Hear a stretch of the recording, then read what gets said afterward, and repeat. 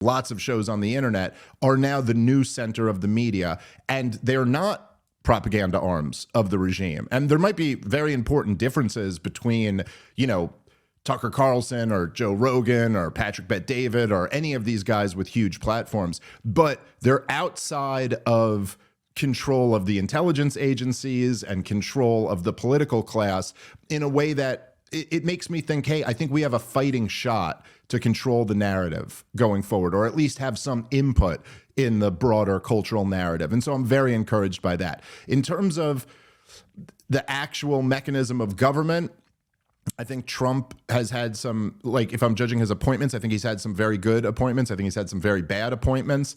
We'll see what can actually get done there. Even from my perspective, Tulsi Gabbard is the director of national intelligence was a great pick. She hasn't been confirmed yet. And even if she is confirmed, taking on the intelligence agencies isn't as simple as we got the director of national intelligence in there, therefore the CIA is all cleaned up or something like that. There's still a lot to be done. And it's going to be very interesting to see whether these attempts are successful or not. Yeah, for sure, man. I mean, if people just think back to where we were 8 years ago, not just 4 years ago even, but 8 years ago, and you think back to the 2015, 2016 time period, and you look at what is happening now, it would have been unthinkable to the vast majority of people. The thing that gives me a lot of hope looking at it from a distance is the actual unification that is going on, where you're having these people who, both inside and outside of politics, inside and outside of even the administration, people who are seemingly, a few years ago, they would have seemed disconnected and that they don't have much in common. Maybe they're even in different parties. They're loved by different groups of people, but there's this unification that is happening where all the people of good heart and sound mind, both inside and outside of politics, are all finding each other. And what's really fascinating about it, I'm noticing that as someone who's constantly traveling, it goes beyond the USA as well. It's not just happening in the States. It's this global thing where everybody is just finding each other. I mean, in a parallel universe, someone might think yourself and myself don't have much in common. We're citizens of different nations. We're in different backgrounds, different things, but it's what is it that's connecting these people? And we are both connected. We both know a lot of the same people, and then they're connected to these people, and it totally makes sense in a way, but through the things that most people think connect people, it wouldn't make sense to them. Does that kind of compute? Yeah, no, I know exactly what you mean. And there's something, part of the reason I think why there's this kind of broader awakening across the Western world is that, it's so something like within COVID, it's not as if just the United States of America or just the UK was going through this. It was the entire civilized world had the exact same response to the pandemic.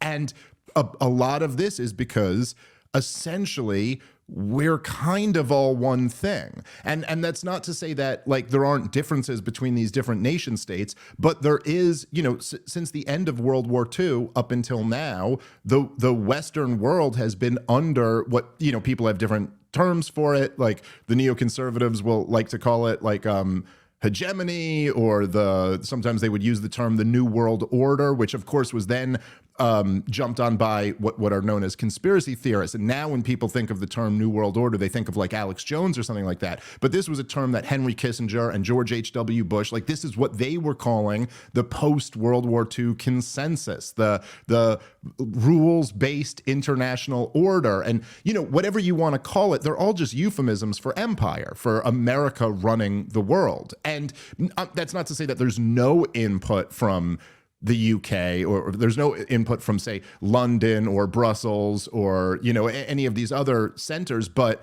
I mean, let's get real. This is all one group, this is one set of interests. And you could see that with, say, something like the war in Ukraine or something like that. It's not the US funding Ukraine. It's NATO, the US, all the NATO countries. And so in a sense, we're all living under extensions of the same governing body. And I think the thing like that, if you were to say like, hey, me and you, I'm sure we could find several, areas of disagreement politically where we have different, different policy prescriptions for different issues. And that's true with Patrick Bet-David and Tim Pool and Candace Owens and Joe Rogan and and Tucker Carlson and all of them. There'll be lots of differences.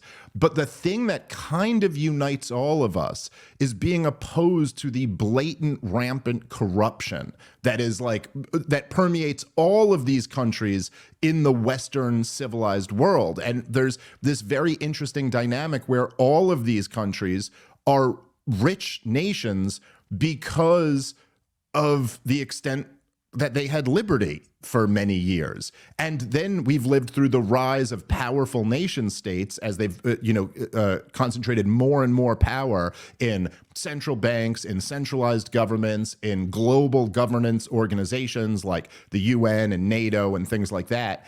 And there's just been tremendous atrophy, and the system has become so nakedly corrupt. And then the system kind of embraced this very left-wing, quasi-neo-Marxist, what we would call like wokeism or critical race theory or all of this stuff that's just so stupid and toxic and just poisonous to society. And in a sense, that's kind of what we're all unified around. That's why we're all finding each other, because we are all in opposition to that insanity. I think it's deeper than politics. I think a lot of it is moral and spiritual. So all of the people you've named, and then many other people, Joe Rogan, Elon Musk, all of these very disparate people. These are just the big names. There's thousands, there's millions and millions of names we could throw in here, right? Vivek Ramaswamy, Tulsi Gabbard. These are just names people know, but we're also talking about everyday people who are coming out to live events and who we're bumping into on the street and so on. I think that the three things I've noticed that all these people have in common are not having an agenda beyond wanting to know the truth. So all of these people we all want to know what is true. What we all think is true, we all have different biases and different prescriptions, but these are all individuals who want to know what is true. So there's an intellectual curiosity. There's also an honesty. So you will not say something. I know if I'm listening to Dave Smith, I know if I'm listening to Joe Rogan, I'm listening to PBD, I'm listening to any of these people, I know that they're not going to intentionally lie. Right? It doesn't mean that you're always correct, but you don't lie. I don't lie to my audience. If I know that something is true, I'm not going to go on my podcast or on X or go on stage and I'm going to intentionally say something that misleads people when I know the truth. And that's a huge factor. That's a huge factor because that's just, it should be the norm, but sadly it's not.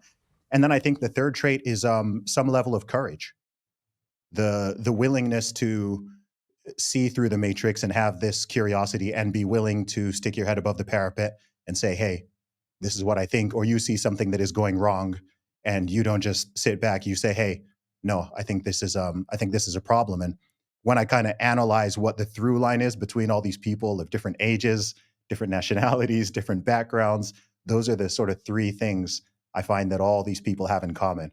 RFK, whatever, and we're all just finding each other. And I'm super excited about that because this is the first time that must have ever happened in human history.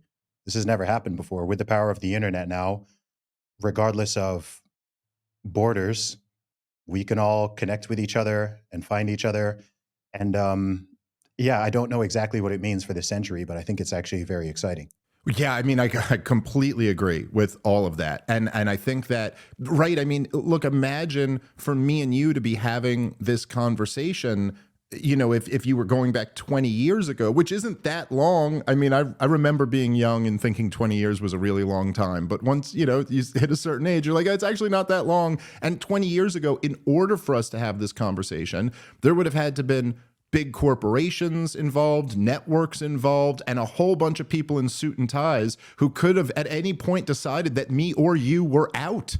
which they certainly would have at some point. You know what I mean? Like, me and you have both just been too against the grain of what dominant corporate, the dominant corporate world wanted to promote. So this just wouldn't have happened. But now it can happen, and we can have a bigger audience than many of these corporate outlets have. So this is something. It's not just something new. It's like it represents a revolution. Today's episode is brought to you by Sambrosa, the best way to get your 8 hours of rest. I met the owners of the company while they were on tour with Tucker Carlson, and their nighttime syrup has been a game changer for me. It's really effective to get your quality rest at night. Sambrosa contains a natural base of 7 organic herbs, honey, and a small amount of antihistamine. It's effective and soothing with no harsh chemicals, no high fructose corn syrup, no artificial colors or dyes, and it helps with nighttime allergies. Sambrosa is a family-owned company who share my values of faith, freedom, and integrity. I've been using their products since before they started sponsoring this podcast, so I can personally vouch for its quality. My listeners can try Sambrosa today and get 10% off by going to sambrosa.com/Zuby10. That's SAMBROSA.com/Zuby10 for 10% off. Try Sambrosa and wake up ready to embrace life's opportunities.